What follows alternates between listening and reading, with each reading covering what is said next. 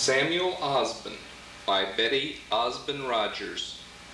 Samuel Osbun fought the Indians in the west and the British in the east. He was much feared by the Indians as he was a dead shot with the old muzzle-loading rifle. Samuel Osbun was born in 1742 at Kingston, New Jersey. He was one of two children who arrived to maturity. Apparently, Samuel's mother died while he was still an infant, and an older brother died of smallpox. His older sister's married name was Dodd, and the family reports state that she lived near New York City on the road to Albany. Samuel visited her at her home in 1764, and his last recollection of his sister was of her standing on the front steps and crying as he was leaving. He never saw or heard from her again.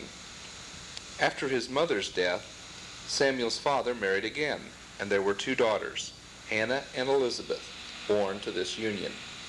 Samuel was 12 years old when his father died in 1754, and could recall very little information concerning his family or antecedents.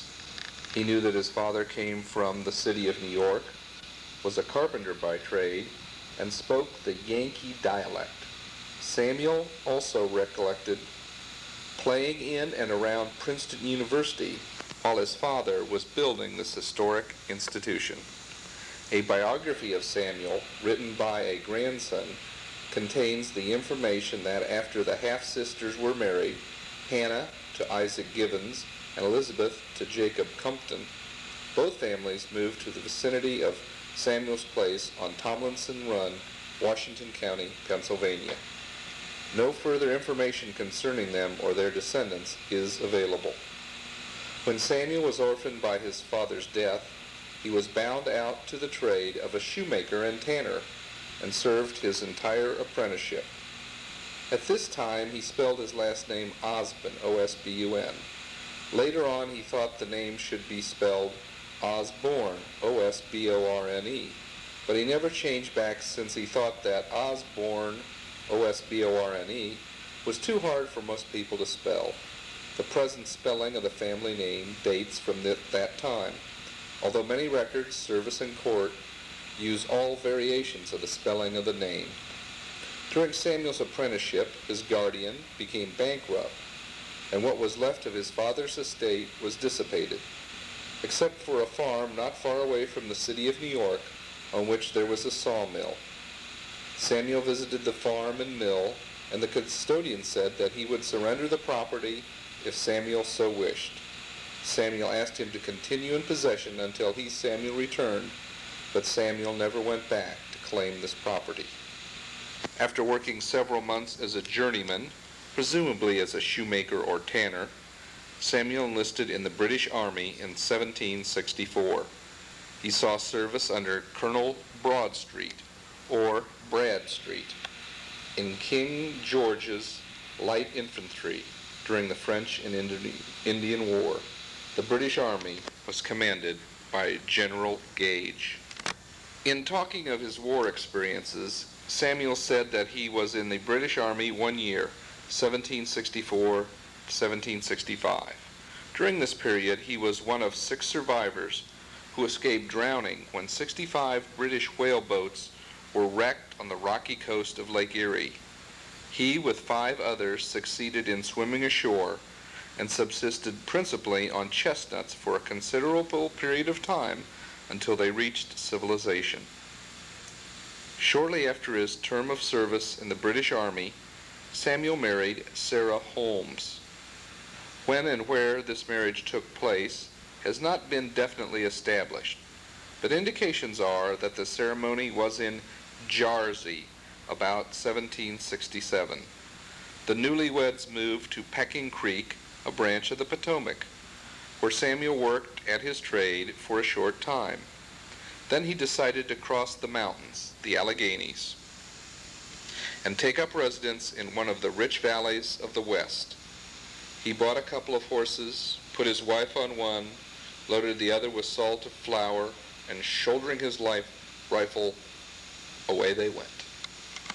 Following mountain and forest trails, the Osbuns finally came to the site of the Indian camp named after Old Catfish, a celebrated Indian chief of that area and time.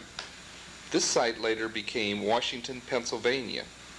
The family remained at Catfish about 7 years, during which they were once driven back to their old settlement by famine and twice by Indian uprisings.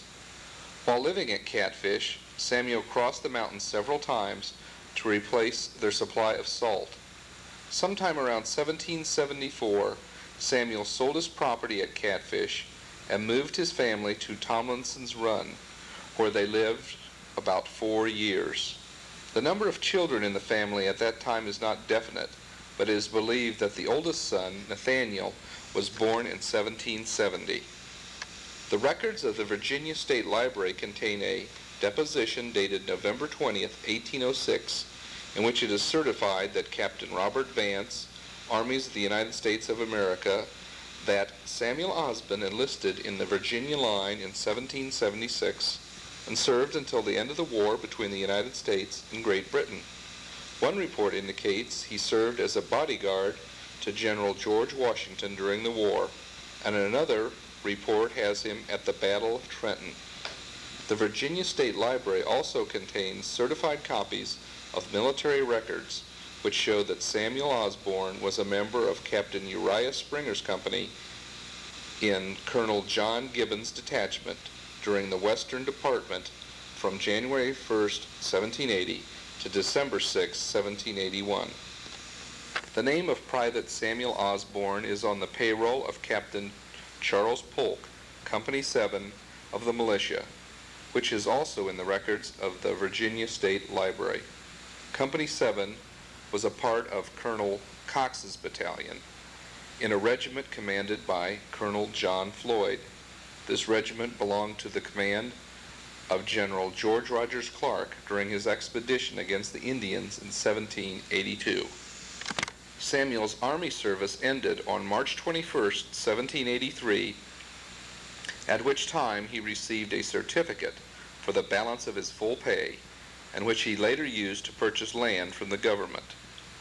Of his war experience, Samuel told his children and grandchildren that he had fought the Indians in the West and the British in the East. He said that he crossed the Alleghenies 17 times during the Revolutionary War. Samuel was a typical pioneer woodsman and frontiersman. He was stern, brave, and daring, a dead shot with his old muzzle-loading rifle, and an expert with the axe. These two virtues were indispensable for any man who was to survive the hazards of frontier life.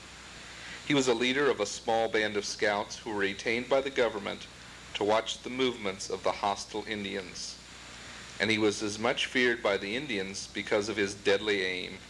His rifle had been his best friend and constant companion throughout his service to the Continental Army. There are unconfirmed reports that Samuel had some experience in surveying in the wilderness, and there is one account to the effect that he was a tape man for George Washington on some of Washington's surveying trips. After the close of the Revolutionary War, Samuel and his sons moved further west to the vicinity of Wellsburg in the Virginia Panhandle, where they engaged in hunting and trapping. He later sold out and moved across the Ohio River about 1799 and cleared a farm along an old Indian trail. He again sold out and moved to the area of Cadiz, Ohio. The Osbun family lived near Cadiz during the War of 1812. In spite of his advanced age, Samuel volunteered his service as a surveyor to General Beale when the general was blazing his famous wilderness trail up through the Richland County area. This brief period of service was the extent of Samuel's military experience during the War of 1812. He left the families fighting to his sons. It was probably during this surveying trip that he and maybe his sons Isaac and Jacob discovered the land they wanted. The sons wanted to move the next spring, but Samuel said, "If I'm going to move at all, I'll do it right now."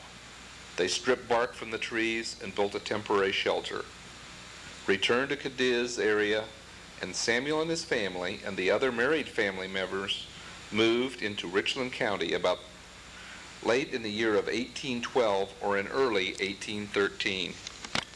Samuel Osbun has been described as a medium-sized man, fair complexion, dark hair, pleasant, and affable in manner. He was very benevolent, and his religious inclinations were toward the missionary Baptist. It was reported that he gave or sold considerable portions of his land to friends and relatives. He went by the name of Uncle Sam, and almost everybody in the state of Ohio knew him at that time. It is rumored that the benevolent Uncle Sam, the symbol of the United States in caricature, was named after Uncle Sam Osbun. Samuel and Sarah had 10 children. There were 5 sons: Nathaniel, Isaac, Samuel, Jacob, and William. Their 5 daughters were Phoebe, Nancy, Sarah, Martha, and Susanna. Wilson Shannon, the first native-born governor of Ohio, married Samuel's granddaughter Sarah, child of his son Samuel Jr. Sarah's mother, Hannah Ross Osbun, was probably very closely related to Betsy Ross, the maker of the flag of our country. Nathaniel married Anna Emmons, and later pioneered on to Hardin County, Ohio. Isaac married Amelia Woods, and Jacob married Rachel Bradley. 2 of his daughters married Pittenger brothers, Nancy marrying Peter, and Susanna marrying Abraham. Phoebe married William Gardner. Sarah married John Hagerman, John Handley, and later Jacob Holmes. Martha is believed to have married John Holmes, and also maybe a man named Gardner. William never married. Samuel Osbun died on January 10, 1832, at the age of 89. His wife Sarah outlived him by 10 years and passed away on January 8, 1842. She was 91 years old at the time of her death. They were both buried in the old cemetery known as the Pittenger Cemetery, but commonly called the Wolford Cemetery. The cemetery is located on a farm which Samuel's son-in-law, Peter Pittenger, purchased from the government, and where the first religious services were held. The legal description of their final resting place is the southeast quarter section of Section 26, Weller Township, Richland County, Ohio. To find this old cemetery, go north from Mansfield to the Olivesburg Road, Route 545, to the first road north of the Erie Railroad right-of-way. Turn left on the unused portion of the road for about 1/2 mile, and the cemetery lies along the railroad right-of-way about 40 rods from the east-west road. Recent efforts by concerned surviving descendants of Samuel and Sarah Osbun have resulted in nearly completed rehabilitation and restoration of the cemetery, and efforts are being made to have it declared a historical landmark in Richland County, Ohio, so it can be preserved for posterity.